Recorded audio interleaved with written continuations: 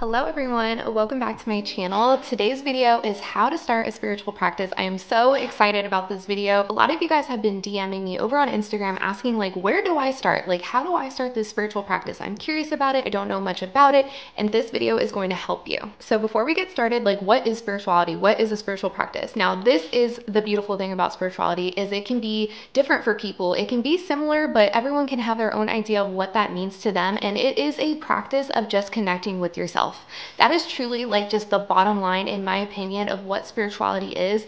It's coming back to your true self, not the conditioned self that society has made you to believe, not the person you have become because of childhood and conditioning, but truly you, truly who you are, who you're here to be on this planet, your purpose, what you're here to do, what you're here to experience. It's about uncovering and coming back to yourself. So before we get into the actual how-to, I want to give you guys just a little brief overview of my story. So in 2017, I went through a spiritual awakening that was definitely the catalyst of self-love and self-esteem. That was really truly like the boom takeoff point once I had gained that, because I had absolutely zero, none growing up. So it was definitely gaining that self-love and self-esteem, and also tarot cards. Those are the two things that really started my spiritual journey. My mom actually gave me a deck of tarot cards and I just started messing around with them. And if you guys don't know, my mom actually passed away, and during the time where she was starting to decline, I was really getting into tarot. I wanted to know answers. I wanted to know guidance. And it was such a beautiful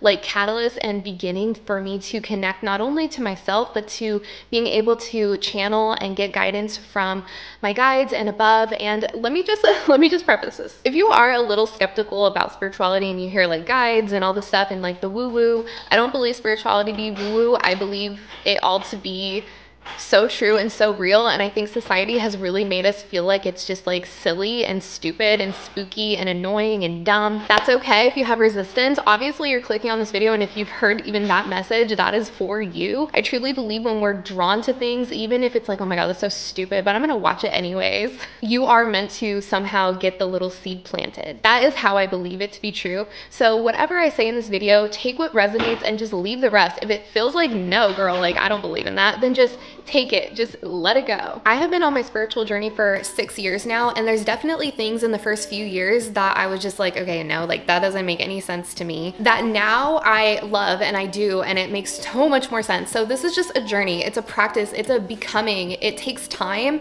And if you feel resistance to things, just let them go. Don't try to force yourself, just truly let yourself guide the way. So another thing I want to mention is this is a journey. I know that word is so overused, but it's just such a good word. You know, it's kind of annoying, but it's like a good word. A lot of times we try to rush our healing, or we feel like, oh, like I don't want to feel this, I don't want to do this, I don't want to go through that, and that's okay. Like let yourself just truly guide yourself. I think it's really important to not compare ourselves and our spiritual journey and our healing journey to others. Everybody is on their own path, and a lot of times even when we start our own spiritual journey, we really get excited and we start to see our own transformation, and we want to spread it around, and we want other people like our spouses, our family members, our moms, our dads, or whoever to come on this journey with us, because it's such a beautiful thing once it starts to unfold. And I really want to say this really quickly, because this was something I really struggled with for a long time. Once I started my own spiritual journey, I really wanted my husband to also get on this journey with me, and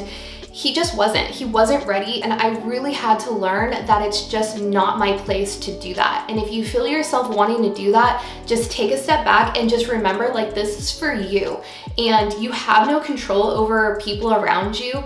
Yes, sometimes when we go on our spiritual journey, relationships can shift and change, but never try to force people to do healing work when they're not ready. That is just not your place.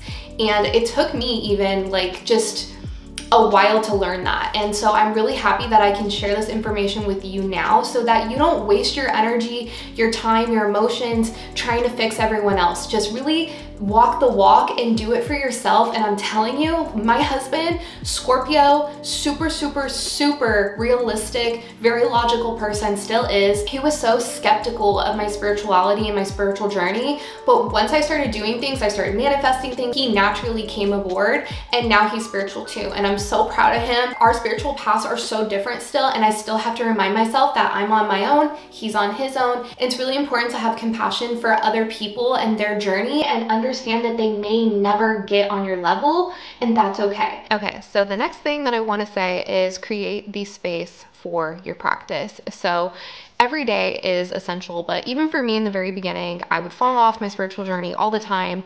And it's just like anything that you've probably experienced before. When you're trying something new, doing it every single day, you're gonna have the resistance to it. But it's really remembering that this is for yourself. Whatever time of day you decide to do, I love to do the nighttime just because in the morning it's a little harder for me, but this may be different for you. But at night, I take my shower and I finally am alone. I have 3 kids, so I make time for it. And at night, just for 30 minutes to an hour, I will do mirror work, I will do self-care, I will journal, I will do tarot. Whatever I'm being called to do, I really try to do it. Am I perfect? Absolutely not. And it's really important to just have that devotion to yourself. Like, you are worth this time. And when you have feelings of unworthiness, it will be hard to dedicate time to yourself, and you'll feel the resistance of wanting to do these things for yourself. But this may be part of your spiritual journey, is allowing yourself to receive that love from yourself. So there are many, many, many practices when it comes to spirituality. And I know that can be probably really overwhelming. There's tarot, there's breath work, there's meditation, nervous system healing, womb work, mirror work, what else? There's just so many different ones, and it can be very overwhelming, I'm sure, in the beginning, but it's actually a really good thing because there's so many different avenues that you can explore. And I remember in the very beginning, it was mostly tarot and like journaling. But over time, I definitely started getting into a lot more practices. And the thing is certain practices may be great for you now, and then you kind of fall off, and then you get drawn to something else. And it's okay to just let it evolve, let it take you where it needs to go. For me, I was really into breath work at one point, just for, I don't know, maybe a few months, and then it went to something else. And it's okay. It's okay. As long as you're just using whatever tool, whatever thing is really gravitating you towards right now, you're gonna get what you need from it. And then it's okay if it sticks around forever, or if it falls off and you move to something else. Like, it's all okay. Like, don't judge yourself, and let yourself just be guided through curiosity, whatever tool or practice that you're drawn to. Just find people that you really resonate with, find podcasts, Instagram accounts, YouTube videos, whatever it may be, and books even. I love Audible, lots of different books, and just let your curiosity take you where it wants to go. All right, so the next one is a little bit deeper, and I really want to just touch on it. It's the dark night of the soul and the void. Now, you may or may not have heard these terms before, but basically what they are is during your spiritual journey, you will have moments where you feel lost, alone, you don't know who you are.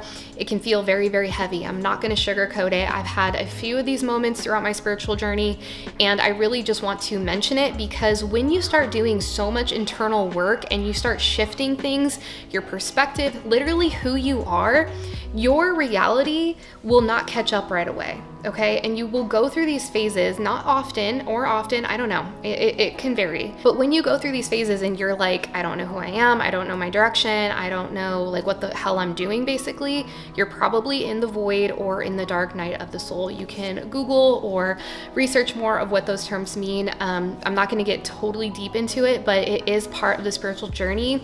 It's kind of like this transition phase of you releasing what no longer is and kind of trying to figure out like where the next step is, where the next path is unfolding. So be very compassionate with yourself during this time. It's easier said than done, trust me. But when you go through these phases, it's really about going within, letting whatever needs to come to the surface come, whether it's emotions, processing anything, and just rest. It's your body asking you like, hey, you just did a bunch of shit, bunch of internal work, you cleared things, you healed things, and now the body is kind of like, okay, like your physical body is now catching up to all those upgrades that you just done spiritually.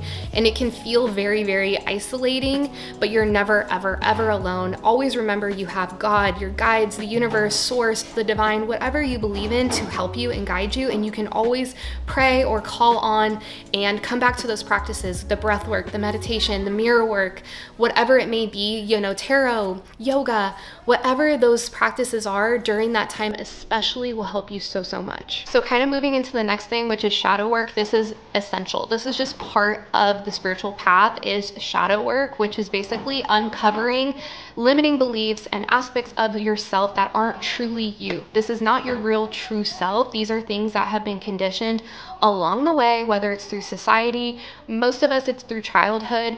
A lot of times when we're children, we are raised by people who sometimes are unhealed themselves, which we all have this, okay? And it's not about being upset at your parents or at people in general or even society. It's understanding that it is very unhealed in general. And when you start going through this journey, you will start to see people for that, and you will start to see them on their journey. And it's really important to just give compassion, but also remember that you're important and your space is important. How you want to interact with people or situations moving forward is ultimately up to you. But shadow work is basically limiting beliefs about ourselves, unworthiness that we may feel, self-esteem issues, which I had a ton of. Just for me personally, it was a lot of just self-worth, not feeling good enough, and I wasn't allowed to express myself fully. I was a lot as a kid. I talked a lot. I was very loud, creative. Just I have a very strong aura. I'm a projector, so I have a very like penetrating aura, and it's a lot for people, and it pushes people away. And that is another thing. Human design, astrology, have your birth chart read to you, or figure out how to read your birth chart. There's so many resources that you can find, all these things. Finding out my human design has been so helpful. I have had just a lot of struggle with like who I am and my energy and how intense I can be, and learning my human design has helped me so much. I wish I'd known about it sooner. I've honestly just started learning about it within the last year. It has been so helpful in so many areas of my life. Like, I love human design so much, and that's the next thing I want to do, is invest in getting my human design chart read. And this kind of follows into the next thing: invest in yourself. This is all about you, how you feel, your well-being, your just becoming just happier in life. And invest in books and get Audible. I love Audible so much, especially if you're busy. Just put the headphones in and you can still listen to a book while you're taking care of your kids, going on a walk, you know, at work possibly, whatever it may be. Like, invest in yourself. I love courses, podcasts. I will spend money, time, and energy on me and my growth, and ultimately it ripples into all aspects and all areas of my life. So I know we just kind of touched on everything. I can go into all these topics so much deeper. So if you want to know anything else or anything a little bit more, definitely leave it down in the comments and I can make a video on it. But I just want to remind you guys, like, this is about yourself, and it's really important to not have judgment around yourself during this time. It's a lot, but it's a lot in a good way. It's going to really shake up your life completely. It's gonna make you make better choices, make different choices. It's gonna shift everything. The more I went into my spiritual journey, I went from being a single mom. I was in a lot of toxic, just really bad relationships with guys. And once I went on my spiritual journey, I got married, I had more children, I ended up making more money, like with my husband, and I got on YouTube. Like, it just shifted so much for my life, and it's still ongoing. Like, my life is not perfect by any means, but I really prioritize my spiritual growth and my evolution, and it's just been amazing.